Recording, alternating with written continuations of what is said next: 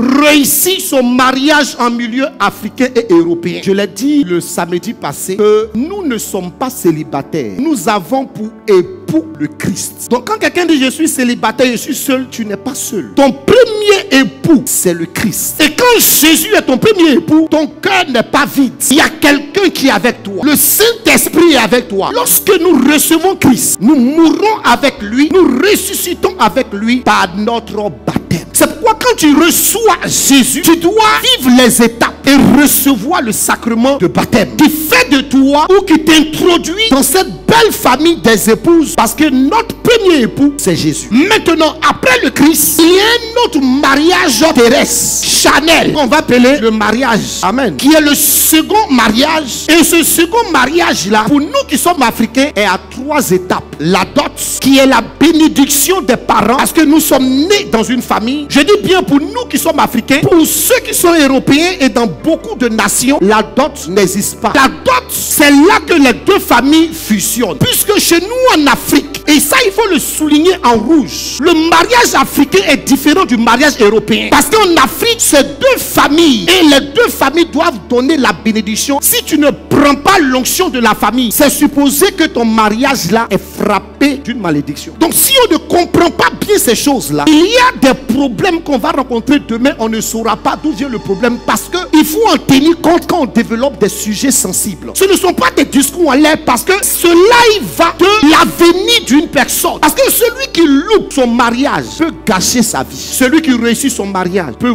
voir sa vie ou ses projets se réaliser. Écoutez-moi bien, il y a des personnes au cours de leur mariage ou dans leur cheminement peuvent faire des erreurs, et après ça il peut avoir un divorce. Mais ce n'est pas la fin en soi. Amen. J'ai vu des gens qui ont divorcé, qui se sont remariés et qui sont plus heureux qu'avant, sachant qu'une personne, effectivement, quand nous sommes chrétiens, on ne doit pas divorcer. Mais il y a des personnes qui vivent dans des situations où c'est une histoire de vie ou de mort, ou dans quelques années la vie de cette personne est gâchée. Au moment où ce n'est pas encore grave, arrête l'hémorragie. Parce qu'on a vu des gens, non, il va se convertir, ça va aller, 20 ans, ça ne va pas. Et au moment où tu arrives dans les 60 ans, 50 ans, où tu dois être heureux, c'est là que tu as toutes sortes de maladies, parce que ton cœur n'est pas en paix. Mais quand on dit ça, les gens pensent que nous sommes en train de diviser. Non, c'est pourquoi nous allons insister sur le choix.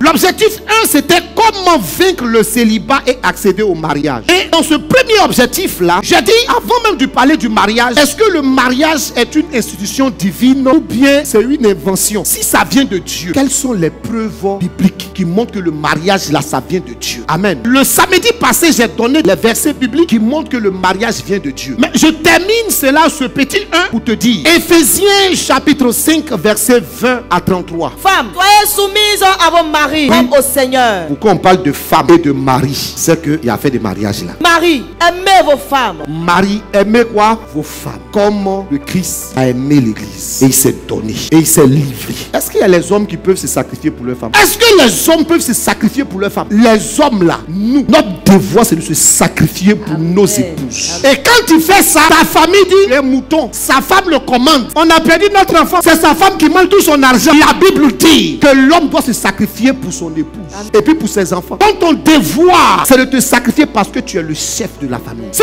quelqu'un n'est pas prêt pour se sacrifier, c'est pas la peine de continuer avec lui, parce qu'il ne se sacrifiera jamais. C'est ainsi que les maris doivent aimer leurs femmes comme leur propre corps. C'est ainsi que les maris doivent aimer leurs femmes comme quoi? Leur propre corps. Leur propre corps. De toute façon, tu aimes. Je sais pas quoi même, les hommes là, c'est où on aime même. Toi, c'est quelle partie toi tu aimes dans ton corps là? Bon, ok. De toute façon, tu aimes là où tu connais, non? C'est que, voilà. Ça veut dire, on peut tout couper sur toi. Mais à quelque chose, faut pas en toucher. Parce que si on l'a touché, ça la dit, n'a plus quelqu'un. La manière dont tu aimes et puis tu veux pas qu'on touche. C'est comme ça. Tu dois aimer ton épouse. Tu dois te sacrifier. Et c'est ce que l'église représente pour Christ. Et Christ a montré cela jusqu'à la croix pour que toi et moi nous soyons assis et assises ici. Cela introduit directement la responsabilité de l'homme dans le couple et dans le mariage. On dit Christ s'est sacrifié prier pour l'église. Tu es le défenseur de ta famille, le défenseur de ton couple. Tu sors, il y a les petits gars qui viennent, les marteaux-piqueurs ou marteaux-piqueuses. Quand ils viennent, comment tu dis non, je sacrifie ça parce que j'ai déjà fait le premier choix. On ne dit pas, bon, je suis marteau, c'est pas grave, j'ai pointé quand même au moins 2, ça fait rien. On pointe plus, tu as déjà pointé déjà. Amen. Amen. Comment vaincre le célibat et accéder au mariage? Comment on fait pour arrêter le célibat et réussir son mariage? Vous êtes d'accord avec moi qu'à cette question-là, est-ce que le célibat réellement existe? Qu'est-ce que vous répondez? Non. Puisque nous sommes déjà époux de quelqu'un et Christ a déjà épousé dans notre cœur. Vous comprenez ça? Et vous allez voir, c'est pourquoi vous allez comprendre que je cherche mon âme sœur, je cherche mon âme sœur. C'est une idéologie, c'est une parole païenne. En principe, toi-même chrétien, tu ne dois même pas dire je cherche mon âme sœur. Tu ne dois pas chercher l'âme sœur. Amen. Le fait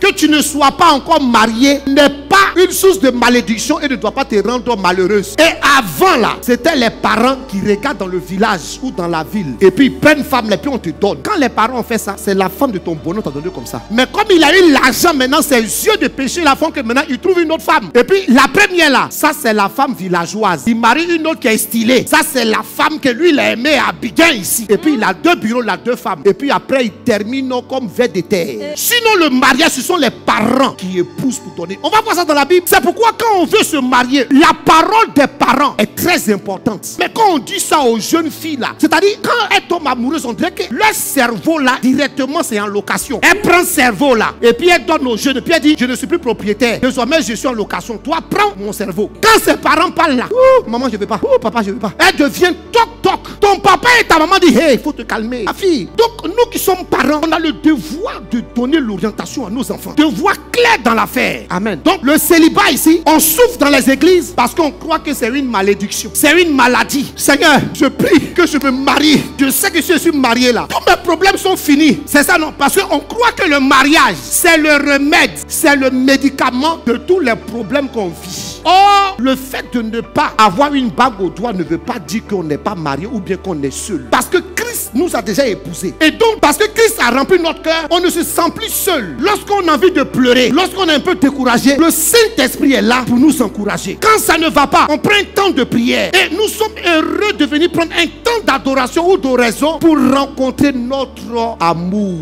Parce que nous sommes amoureuses de Christ. Amen. Ceux qui sont seuls présentement, qui croient autant pour moi qu'ils sont seuls ou qu'elles sont seules, ou qui ne sont pas encore passés devant le maire ou devant le prêtre pour avoir la bénédiction, je veux te dire que ce n'est pas une malédiction et que tu dois être heureux et heureuse en étant soi-disant seul avant de te marier. Que le Seigneur nous restaure au cours de ce séminaire. Que la grâce de Dieu soit sur nous. Tous ceux qui nous suivent sur Facebook, sur YouTube, sur Zoom, en présentiel, que le Seigneur vous bénisse et que le Seigneur nous amène à voir sa gloire dans le nom de Jésus-Christ de Nazareth.